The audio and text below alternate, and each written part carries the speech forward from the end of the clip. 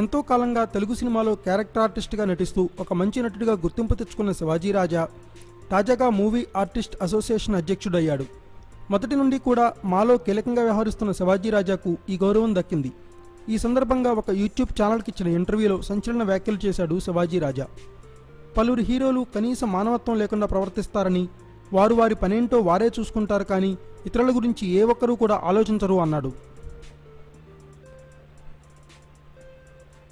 ఇక తనకు అత్యంత ఆప్తుడు, టాలీవుడ్లో ప్రముఖ నటుడు మరియు దర్శకుడు అయిన రంగనాథ్ గారు చనిపోయినప్పుడు ఆయన డెడ్ బాడీని పట్టుకుని మరీ నేను మా ఛాంబర్లో నటీనట్లు మరియు ఆయన అభిమానుల సందర్శనార్థం ఉంచడం జరిగింది.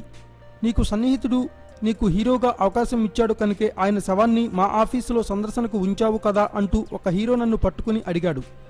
దాంతో నాకు తీవ్రంగా కోపం వచ్చి చెప్పు తీసుకుని కొడతాను, పిచ్చి పిచ్చిగా మాట్లాడితే, అంత గొప్ప వ్యక్తిని, సినిమాల్లో ఎన్నో ఏళ్లు నటించిన వ్యక్తిని ఇది మా ఇచ్చే గౌరవం అంటూ తిట్టాను.